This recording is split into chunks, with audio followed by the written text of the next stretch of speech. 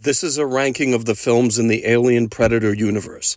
This is the only list you'll ever need, so hang tight. You can argue with me later, and I'm not doing an intro. Number 15 is The Predator from 2018, directed by Shane Black. I eagerly awaited this movie, and I went to see it in the movie theater by myself. I should have known that the movie was going to be horrible from the start. Just look at the movie poster. The Predator looks like he has leprosy. That's supposed to be a bunch of skulls, but it just looks terrible and ugly. In this one, we are introduced to the Super Predator, the 11-foot-tall assassin. When we first meet him, he dispatches of a normal predator with absolute ease. At this point, we think there's no way he can be stopped. By the end of the movie, though, it seems like his strength decreases by 50%, and he slaps Boyd Holbrook around.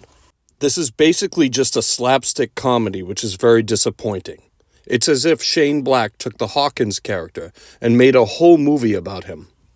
This was also the period where Hollywood was trying to shove the Boyd Holbrook thing down our throats. But in this movie, he's basically playing a caricature of an action star.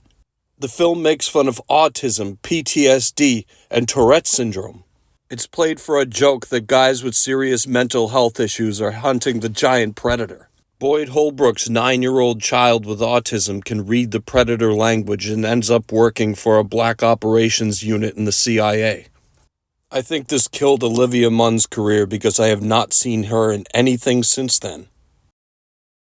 Number 14 is Alien Covenant, directed by Ridley Scott. I would almost put this on par with The Predator. I hate this movie. It keys in on the Michael Fassbender David/Walter character. And why is that? Because they were trying to cash in on him being the only good character from Prometheus. The only positive to this movie is that it has decent gore, but that's usually to cover up when the plot sucks. It just seems like no matter what the plot is, it's the same old dead meat characters that are just setting up to die. And when you're watching it, you don't care. It's almost like you're rooting for the alien to win.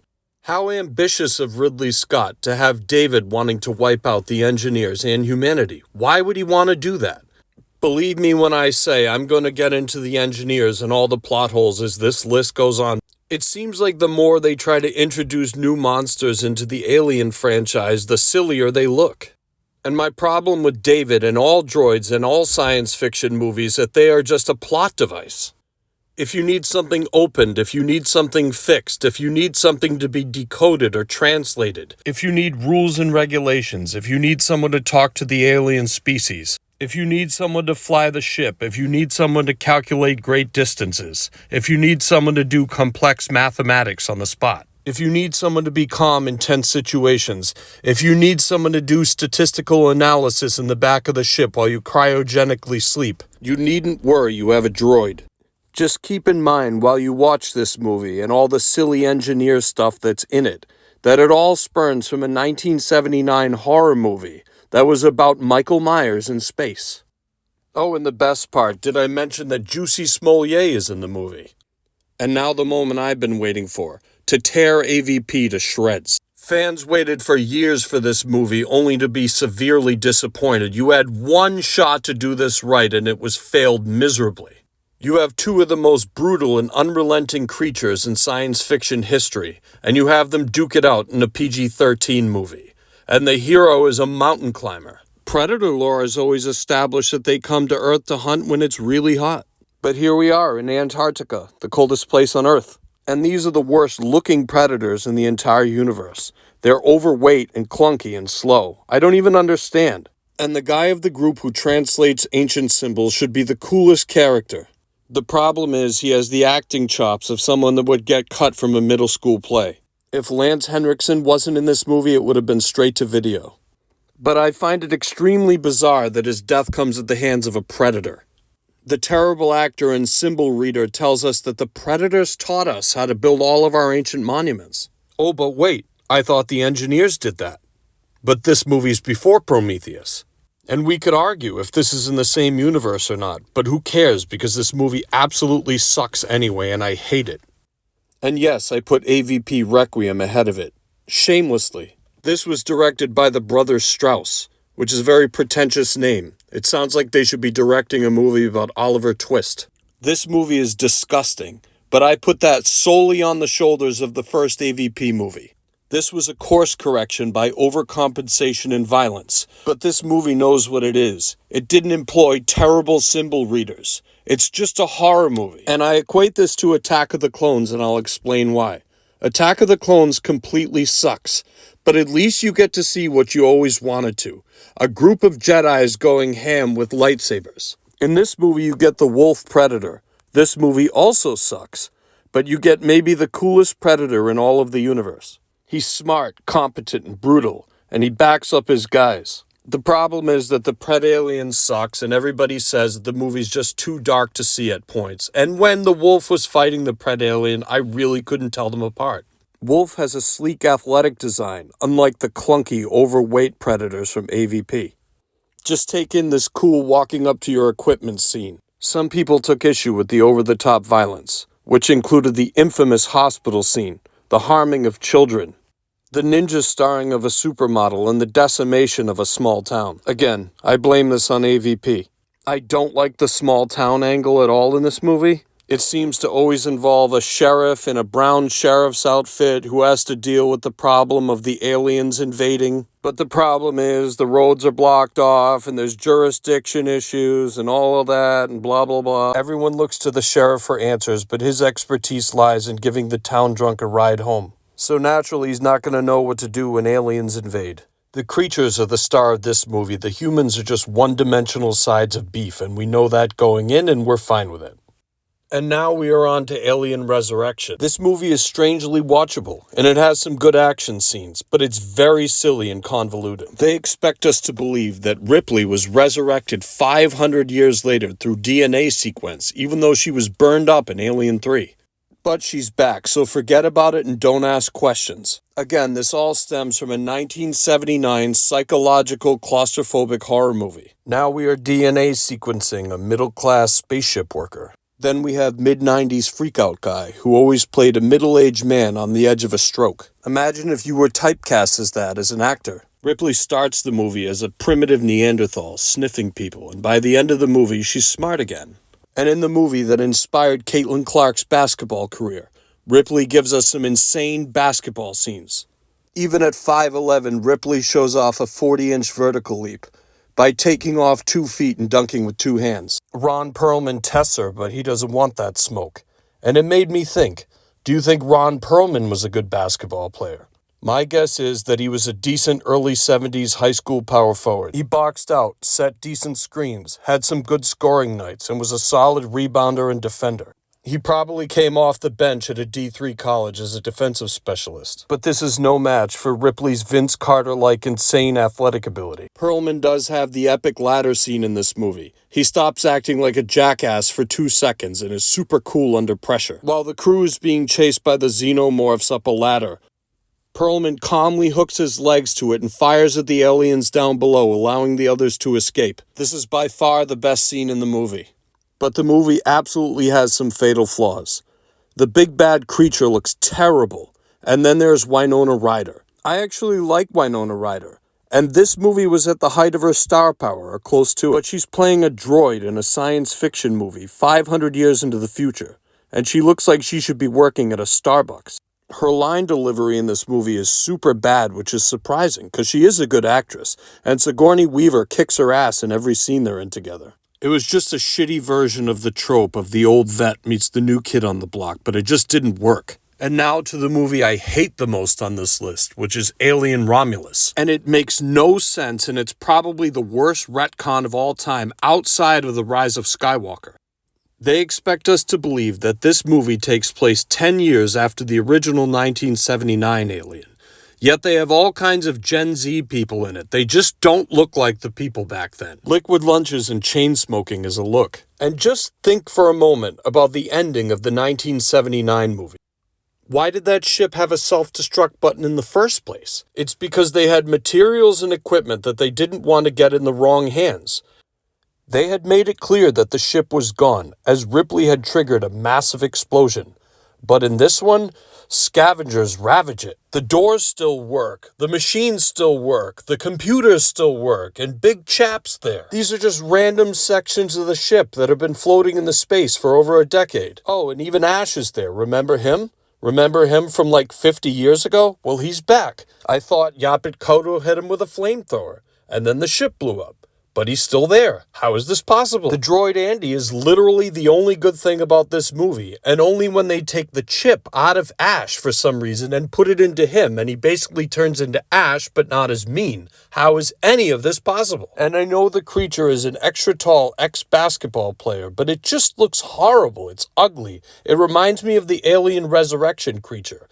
It's some sort of engineer, human, xenomorph hybrid? I don't even know. It's really horrible looking. It's just, when the monsters are too ugly, it's really difficult to look at. It's not even scary. It's just gross. And it's unfair to compare the female lead to Ripley. I don't even remember what her name was. I don't remember what any of the characters' names were. But it's just not fair. She liked Andy better when he acted like a 4-year-old child instead of a competent robot that could get them through the harsh situation. Andy's mean now, and it's triggering me. There's like 2 young, good-looking British guys in the movie, and all they do is yell, swear, and freak out until they die. They're very boring. I don't even recall what their names were. I don't even remember what they look like.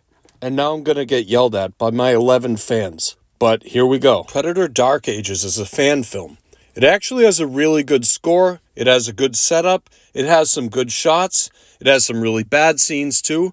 But that just shows you how bad the movies are behind this. The first problem is the name is Predator Dark Ages. The movie takes place during the Crusades, which is not the Dark Ages.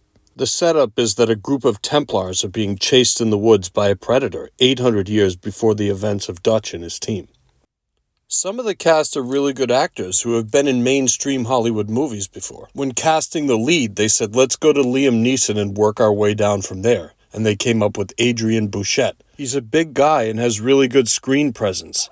He actually stars in the show The Last Kingdom. He's even worked with Nicolas Cage and Tom Cruise.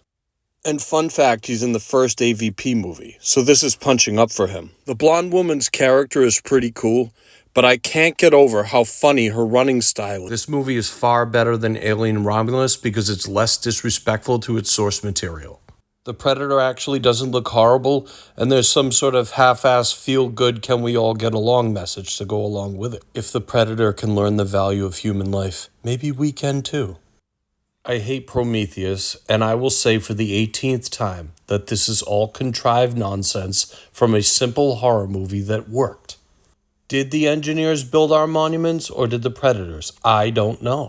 Guy Pearce's character is an indictment on corporate America, from a director that works for giant corporations. The engineers themselves look like jacked versions of baby powder. The regurgitated message from many movies is that human beings suck. End of discussion. We are being lectured about the decimation of our planet by a man who flies private jets around the world. Guy Pearce's character looks like a gearless Deadpool. I want to like the David character. I really do. And I know everyone mandates that you have to like Michael Fassbender no matter what. But my problem is the aforementioned droid trope. It really bothers me. It's a really cheap writing trick in my opinion. It's probably more of a me problem than a them problem. And on to the controversial pick of number 7, which is Alien 3. You cannot tell me that Alien Romulus is better than this movie. Anyone in this movie could act circles around anyone in Alien Romulus. It is one of the dreariest movies ever made. It's a David Fincher movie. It has a real Seven feel to it before Seven came out.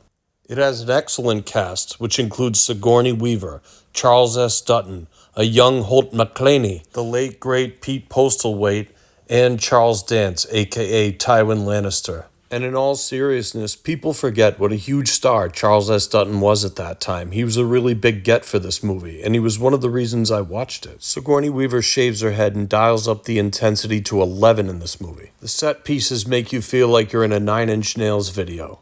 When I was a kid, I thought the alien in this movie was terrifying, but I guess it's not now, so shame on me. This movie is very dark and dreary, and it takes itself super serious. I just don't like the ending at all. I thought it was a disrespectful send-off to a beloved character. Of course, they brought her back on some contrived nonsense in Alien Resurrection. I just don't know why Sigourney Weaver wanted to be killed off. Didn't she know she would have to do a money grab in 1997? She does look much better in Alien Resurrection. In this movie, she looks like Pete Davidson. But sometimes the lighting is so dark and the action's moving so fast that I really can't tell one inmate from the other on the planet. But to me, you simply cannot say that this movie is worse than Alien Romulus or Prometheus or Alien Covenant. I won't accept that. Number 6 is 2010's Predators, starring Adrian Brody, and this brings our lovable gang of dead meat to a game preserve planet.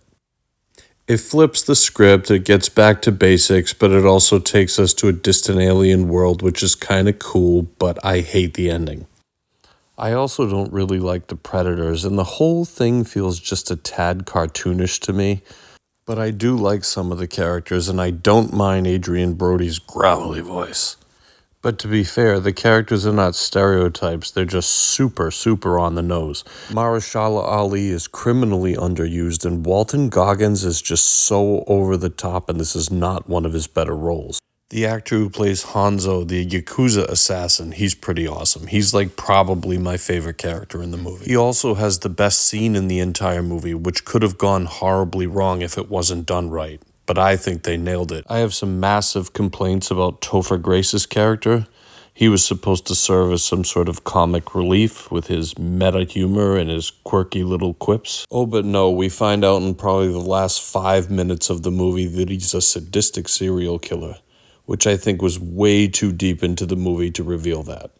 And are serial killers typically the kind of people that can fake being the funny guy or the comedian or the super quirky guy? I don't know. Lawrence Fishburne makes an appearance in the movie basically for exposition. It's established that he may have been here for several years, yet he is overweight despite eating scraps from a predator planet. And however you slice it, he survived on this planet for several years, and then this group shows up and he dies in 10 minutes. I like him, but his whole scene slowed the movie down to a snail's pace.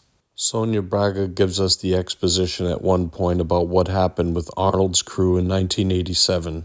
How could she possibly know this story? As I said, I don't like the look of the Predators in this movie, especially the one with horns. He looks stupid, his outfit looks terrible, and that looks like human flesh right there. It just looks like a guy with no shirt on. I'm not sure if that's true or not. And I definitely do not like the Berserker Predator. He's the alpha. His actual face without the mask is so disgusting that it's really hard to look at, and that becomes distracting at points. But I like that this movie was a little different, and I really love the opening scene when he does the free fall. It's awesome. And now we're on to number 5, which is Prey. I really enjoyed this movie. I didn't think I was going to. The Predator is way better than all 3 of the Predators in the movie Predators. I think Amber Midthunder is really good in the movie, and her brother is excellent in his role. The one major problem that I have with this movie is the same problem I had with the movie Predators, is that they do not know how to end the movie. I do not like the ending of this movie. It seemingly drags on about 10 minutes way too long. But they pull something amazing off in this movie, and the Predator looks good in broad daylight. That's really difficult to do. The movie was set in the distant past, which they always talked about doing, but was never done until now. Unless you count Predator Dark Ages, which you probably don't. I also really enjoyed the score of this movie, which I didn't think, because they went away from the Predator theme. And also the scene where the Predator takes out all the French trappers is amazing. I love that scene. That's what those guys get for trying to keep people warm. And you feel it emotionally when the brother dies. It's not just fodder like all the rest of these movies. I like how they show don't tell the Predator work his way up the food chain. And it's really cool the way the Predator changes color in the different environments in this movie. I think it's the best rendition of that sort of thing. The Predators are all known for their different personalities. This one appears to be the most sadistic of them all, which is an interesting angle because he kind of toes the line of their honor code. And now we get to talk about one of my favorites, Predator 2. It's number 4, and I really don't care what you say. This movie may have the most explosive opening scene in movie history. It establishes so much without saying anything at all. The Predator is watching Danny Glover, and he likes what he sees. He shows a lot of courage in the face of danger, and he was willing to sacrifice himself to save the 2 injured officers. Danny Glover's character is over the top, OCD, and frankly, he's just crazy. And when Danny Boy, his partner, dies, he goes completely off the rails. Danny was kind of the guy they established at the beginning who calms him down and tells him to chill when he's all worked up. Bill Paxton plays the character from Aliens, but 4 years later with bad dad jokes. People don't realize what a big star that Gary Busey was back then, and he brought a lot of levity to this movie. The score to this movie is amazing. It really sets the tone. I think it's even better than the first Predator movie. The subway scene in this movie is absolutely wild. It's almost as wild as the opening scene, and we've never seen a Predator do something like that before. The King Willie death scene scared me to death as a child. The alleyway where he fights the Predator is one of the darkest, scariest alleyways I've ever seen in my life. And nobody talks about this, Danny Glover's performance, but by the end of the movie, his OCD has now scared the Predator away. He's chasing the Predator through the city of Los Angeles, not the other way around. We even see a xenomorph head in his trophy room, which sets all of this up. They show the Predator ship, which is a ballsy move, because again, that could have gone really bad, and I don't think it did at all. This is not as big a hit as it should have been. People forget how big a star Arnold Schwarzenegger was in those days. He was top of the A-list, so to not have him in this movie was devastating. They add additional Predator lore to this movie, but it never comes off forced or Easter egg hunting. And we also now know that a Predator will not harm a pregnant woman. To me, this movie is a beginning to end adrenaline rush that didn't get its due when it came out because it came out in a sea of action movies. Number 2 is Aliens, which I so wanted to put Predator 2 in front of, but I just couldn't. This is a James Cameron movie, so of course it ups the ante from the first one, and it has all the bells and whistles and up-to-date special effects. This is Sigourney Weaver's movie. There may have been question about the 79 one. Was it a Tom Skerritt movie because she was less of a star? But this solidifies her as the franchise leader from this point on. To me, the original is slightly scarier, but this is action-packed, it's well-made, and the atmosphere is chilling and brilliant. Lance Henriksen is really good in this movie as the droid. And like I said before, I don't care for droids at all, but he made sense in the scheme of this story. He represented some sort of mental hurdle that Ridley had to jump over. And I'm sorry, and I know everyone loves him, but Bill Paxton is the weak point of this movie for sure. And you spend about 2 hours wishing the aliens would get Paul Reiser, and then you finally get your wish, and it's very satisfying. If I have a complaint, it's that this movie is way too long. I think it's about 15 to 20 minutes too long. The self-destructing scene at the end seems like it lasts about 2.5 hours. It's brutal. Michael Biehn of Terminator fame is in this movie, and I think he's pretty good, and I wish he would come back to us. He's been missing for years, it seems. I also think the creatures themselves look great, and this movie was way ahead of its time. The way they move and the way they sound and the way they look, it's just incredible. You always know whether you like the movie or not. James Cameron is going to give you a solid effort for sure. Now, what do you think number 2 is going to be? Well, I'll spoil it for you. It's Alien, the 1979 OG, which started out as Michael Myers in space, but believe me, it's far better than Halloween if you haven't seen either one. I love Halloween, but this movie, for some reason, for a horror movie, got a ton of first-rate actors. Sigourney, Tom Skerritt, Yaphet Kotto, Ian Holm, John Hurt. And to me, I think the alien looks great with all the snarling and grossness and everything like that. Keep in mind, this movie's 46 years old. The atmosphere is claustrophobic, cold, and quiet. It makes you feel like something could jump out or happen at any second. The final scene of the movie has Sigourney Weaver destroying the Nostromo, which was retconned horribly by Alien Romulus, like I discussed earlier, for some strange reason. Hollywood is incapable of writing their own stuff at this point. They retcon everything and then just simply destroy it. They don't even realize that nobody cares and nobody wants to see a dead droid from 46 years ago. If you're doing that, then everybody knows that you got nothing.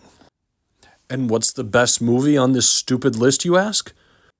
Well, it's the creme de la creme of action movies. I've seen this movie about 400 or 500 times. It is much more rewatchable than Alien or Aliens, in my opinion. This is prime A-list Arnold at the height of his career. He's 40 years old at this point. He looks fantastic. He looks less like a bodybuilder and more like an outside linebacker. He looks super athletic. I saw a video of Jesse Ventura and Arnold online the other day, and they're so old that it actually made me cry. The late Kevin Peter Hall was great as the Predator in this movie. In my opinion, he is the best Predator. I love Carl Weathers in this movie, and I think this movie, even more so than the Rocky movies, this is the most jacked he's ever been. He's huge in this movie. Bill Duke may be the best overall actor of this group. He shows a lot of range as he slowly breaks down as the Predator starts taking them out one by one. There is only one dead meat person in this movie, and that's Shane Black, the Hawkins character. He's just a guy that you want to get out of the way right away, and they do. Sonny Landham is maybe the best thing about this movie, and in my opinion, he's one of the best characters in this entire universe. He has incredible screen presence in this movie, and the Predator himself finds it a great prize to defeat Billy in combat. I even think Arnold's underrated in this movie. There's not much talking in the third act, but the physicality he brings is so believable. And at the end of the movie, when he's the last man standing, you could see the emotional toll that losing all his men took on him. He just didn't have a chance to process it the day before. This movie, for an action movie, has a much better pace than Aliens. By the end of Aliens, you're saying, okay, can we wrap this up? With this movie, you probably could have gone another 10 more minutes. It leaves you wanting just a little bit more. My 3 favorite movies are There Will Be Blood, The Shawshank Redemption, and this movie. Judge me if you want. This movie doesn't even look all that dated because the jungle never ages. This makes it weird when you watch this movie in HD, and then you see one of these guys a day later and they're like 88 years old. It just breaks your heart. The Billy laugh run away from explosion scene at the very end is probably my favorite scene in the movie. Well, I think I'm about done now. It took me about a month to make this video. I need to start doing other things like sleeping and showering, but that's the list, and if you don't like it, you can go to hell. Like and subscribe.